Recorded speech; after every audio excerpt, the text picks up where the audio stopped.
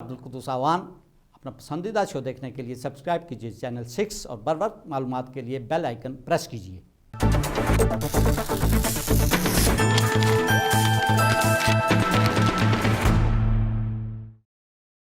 بسم اللہ الرحمن الرحیم۔ ناظرین، میں ہوں آپ کا میزبان عبدالقدوس اعوان، چینل 6 کی طرف سے آپ کو ویلکم کرتا ہوں۔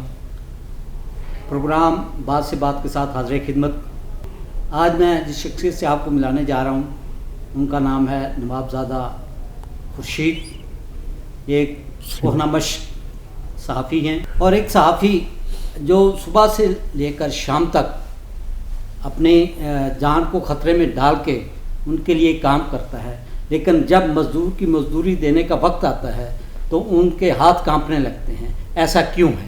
یہ 4 بڑے ادارے جو ہیں جو سب کو خراب کرنے کی کوشش کر رہے ہیں، ان کے کو لگام ڈالی جائے، حد ہو چکی ہے۔ انہوں نے یہ وہ لوگ ہیں جو سب سے بڑے بلیک میلر ہیں، سب سے بڑے جابر ہیں، اور یہ کھلم کھلا وہ کہتے ہیں کہ ہم تو حکومتیں گراتے ہیں بناتے ہیں، لیکن اس مرتبہ وہ حکومت گرائیں گے نہیں، اس مرتبہ یہ خود گریں گے اور یہ زمین بوس ہو جائیں گے انشاءاللہ۔ دیکھنا آپ، میں آپ سے یہ سننا چاہوں گا کہ آپ یہ بتائیے گا کہ جتنے صحافی اب تک کام کر رہے ہیں کیا وہ پروٹیکٹ ہیں؟ کیا ان کی کوئی رسک انشورنس ہے؟ کیا ان کی جاب کی سیکیورٹی ہے؟ ہمارے میں اختلاف رائے ضرور ہے، صحافتی تنظیموں میں انتشار نہیں ہے۔ کچھ لوگ انتشار ڈالنے کی کوشش پیدا کر رہے ہیں، لیکن انتشار نہیں، اختلاف رائے ہے، ہوتا رہتا ہے، یہ ایک صحت مندانہ عمل ہے، چلتا رہتا ہے۔ اب رہی جہاں تک بات کہ شیطان کو سب پتھر مارتے ہیں، کوئی دائیں کھڑے ہو کے مارتا ہے، کوئی بائیں کھڑے ہو کے مارتا ہے، کوئی سینٹر میں سے۔ شیطان کو پتھر مارنے سے رحمان راضی ہو جائے گا؟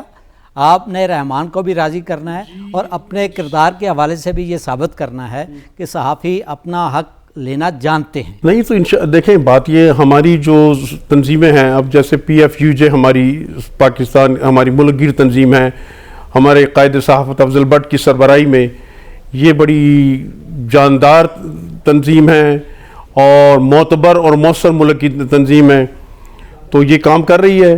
RIUJ ہماری جو تنظیم ہے وہ بھی کام کر رہی ہے۔ نیشنل پریس کلب جو ہے اس کا کردار 3 نمبر پر آتا ہے۔ سب سے پہلے ہماری PFUJ، RIUJ، پھر ہم پریس کلب ہمارا ایک کلب ہے، لیکن یہ بھی ہمارے شانہ بشانہ چل رہا ہے۔ میں جو ضروری سمجھتا ہوں کہ حکومت کو کال دی جائے کہ ان کو قومی تحویل میں لے جائے، وہ اس بنا پر کی جا رہی ہے کہ میرے چند دوست میرے پاس آئے، ہم ایسے گھروں میں گئے ہیں جہاں پہ ہم نے یہ دیکھا کہ بچے کے لیے دودھ نہیں ہے، ہم نے جا کے دیکھا کہ بجلی کا بل ادا نہ کرنے پر باپڈا والے اس کا میٹر اتار کے لے گئے، ہم نے یہ دیکھا کہ دکاندار نے سودا دینے سے انکار کر دیا، ہم نے یہ دیکھا کہ بچوں کی جو فیسیں عدم ادائیگی کے باعث ان کے نام کٹ۔ تو کیا اب کس وقت کا انتظار کریں؟